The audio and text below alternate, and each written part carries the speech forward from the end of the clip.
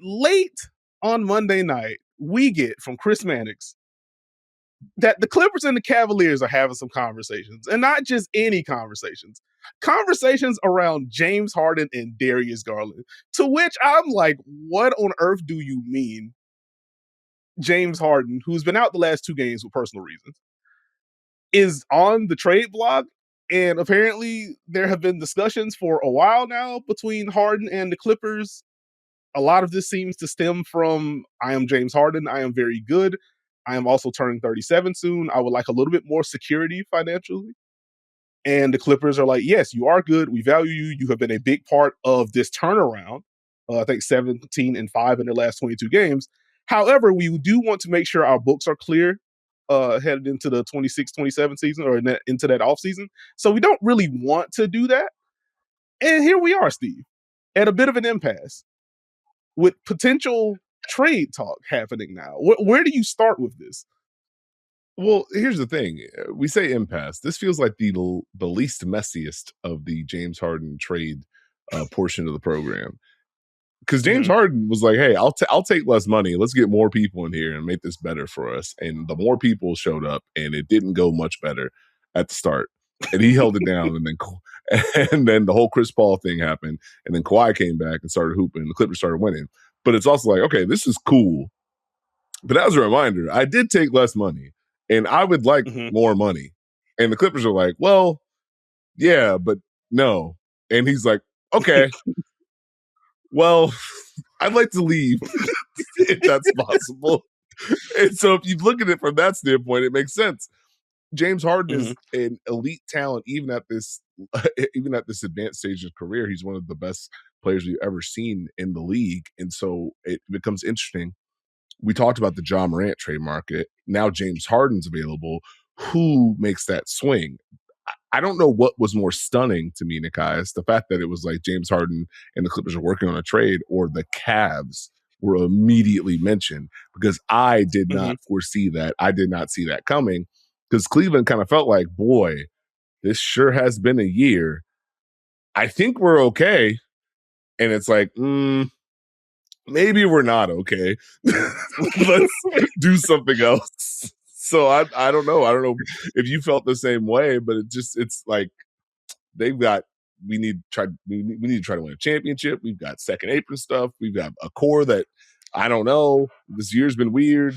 I don't know, man. It's a weird spot. Like, I did feel similarly when Cleveland was brought up, because the first thing that I saw was Harden-Garland, and I was just like, wait a minute, wait. For both of y'all, one, why is Harden available? Two, Darius Garland being like shopped isn't a super surprise, largely because of the health stuff with him. He just has not been healthy over the last year and a half.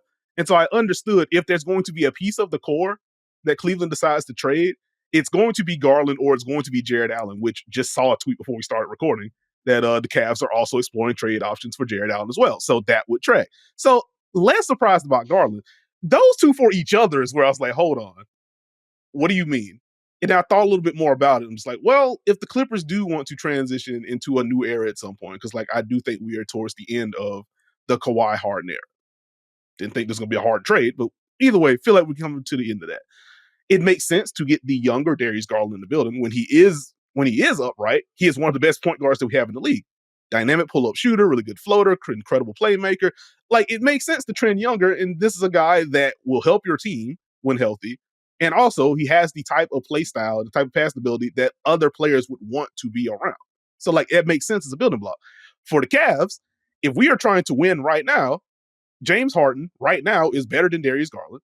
He has been better than Darius Garland this year. And again, health stuff obviously plays into that. But like, Harden is the better player right now. So if this is just, let's maximize this window, we really need to get past the second round before Donovan Mitchell starts looking around.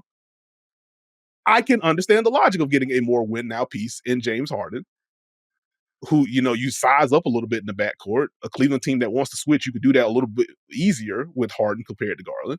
At least in theory, you can. So it's like, okay, I'm starting to get this. And then you get some of the reporting that Cleveland's like, yeah, we're trading Darius Garland. We would also like a pick, since there is like a 10-year difference between the two. And the Clippers are like, well, no, James Harden is, I would imagine, like, no, James Harden is better than him. Why am I giving you compensation for this. Y'all are also second apron teams. Like James Harden has the player option, but it's a partial guarantee. Like, why am I giving you a pick in something like this? I don't think so. So I don't know how that fence is going to be mended in the next day and a half, or if it's going to do that. But the on-court fit is, I mean, the on-court swap is, it makes some sense, but it's still just shocking to me that we are here this quickly and this randomly. Well, I mean, I think when you look at it, if you're Cleveland in this specific Eastern Conference, right, with what you've been Mhm. building, you put yourself in a decent enough spot. Not the one you thought you'd be in. You probably thought you'd be Detroit. Worst case, you probably thought you'd be New York. Worst case, you probably thought you'd be Boston. You are close to that. Mhm. Okay, we have an opportunity to swing for the fences. So if this is the chance, the time is now. We have enough data to tell us, okay, our core, maybe it works, maybe it doesn't, but we can't keep all four of them on the court at the same time. They have enough data to Mhm. know that they can't keep all four of them on the court at the same time. It's unfortunate, but okay, we need to pivot.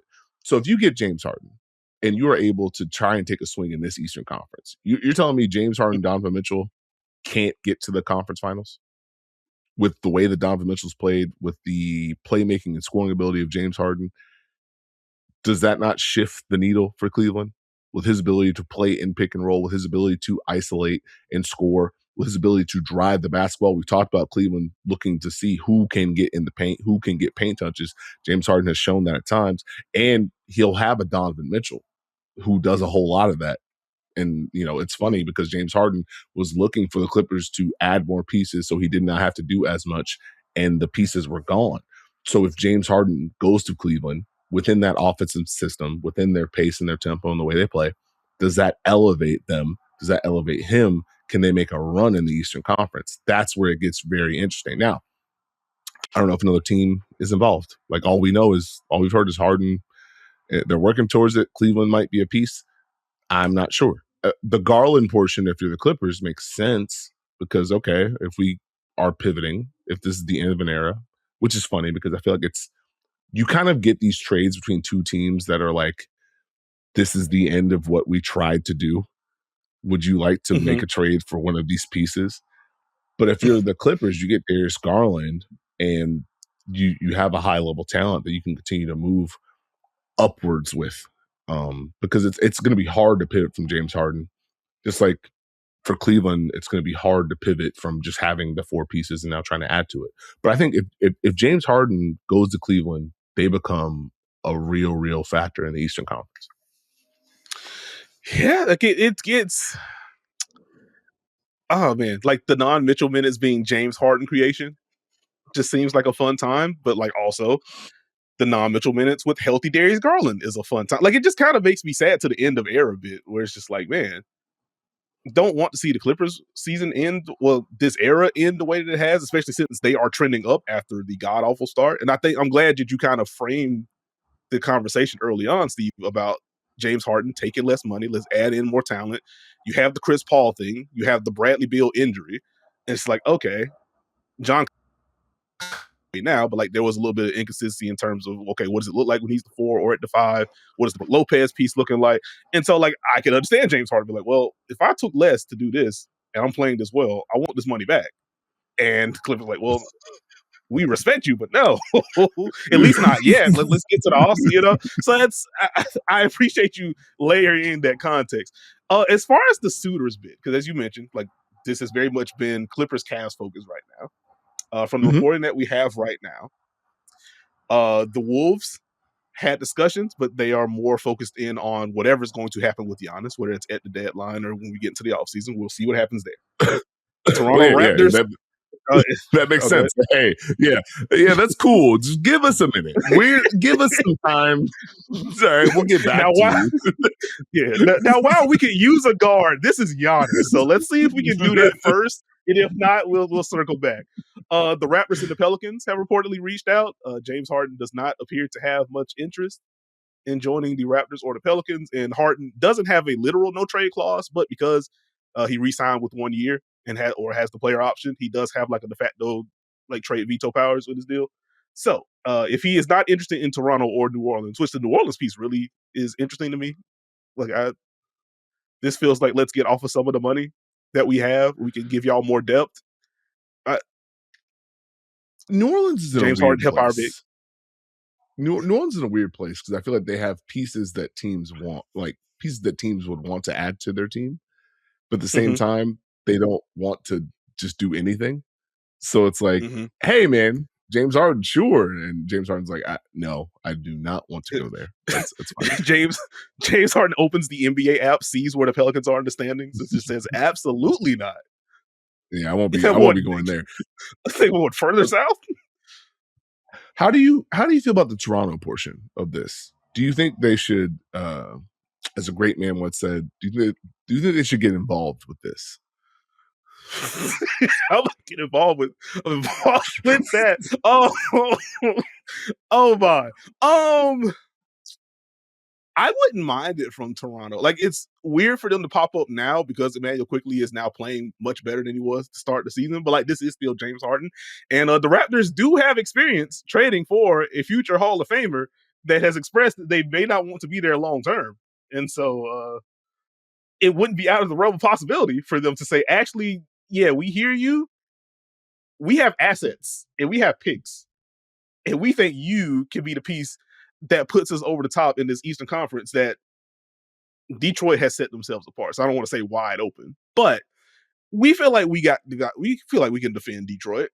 And if James Harden helps our half court offense, because Toronto, as much as I've enjoyed them and enjoy what they want to do structurally, offensively, they face good teams, and the offense does not do what it needs to do. They don't generate enough threes. They don't make enough threes. It gets kind of cramped. James Harden can help with all of that in theory. So, like, I certainly understand the Toronto interest. Like, I'll be intrigued that they actually like we're going to put real stuff on the table and dare you to say no. I don't know if it's gotten to that stage with them, but I would be intrigued by that.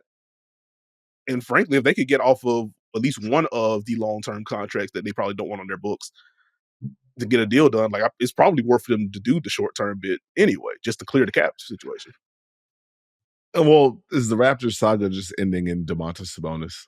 Is that just going to be the bit, Nekias? There's been so much smoke around that. I guess we'll see over the next day and a half, but that wouldn't shock me. They seem to really be interested in him. It feels like there's a Mark Stein / Jake Fisher report every other day that, hey, if it's gonna happen for the Kings, it's probably gonna be Toronto. So we'll just see what happens on that front. Before we move to the actual trades that have happened, is there a suitor that intrigues you for James Harden that we haven't mentioned? It gets tricky again because a lot of teams are having success, and when you come to the point guard position or the heavy playmaker position, if you're playing well, are you going to break down your team to get a talent that while you respect and enjoy and know could help you? Are you going to alter your course? That's where it gets tricky. That's where I've had trouble with the John Morant trade market.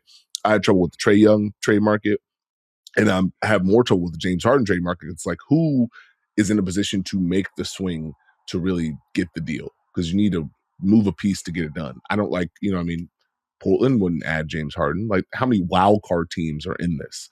And so I think when it comes to Cleveland, there has to be like a sense of urgency because you need to win because you need to keep Donovan Mitchell around because everything changes and switches if you're in a position where you have lost again and Donovan Mitchell is like, hey, I would like to leave this situation. Mm-hmm. And so how do they navigate that portion of the program? Because you got a core four. Evan Mobley's going to be there. You may have to break up the core four to keep Donovan Mitchell because Donovan Mitchell's played so well. But Donovan Mitchell could ultimately knock on the door and be like, hey, it's been fun. What are we doing? And so this is the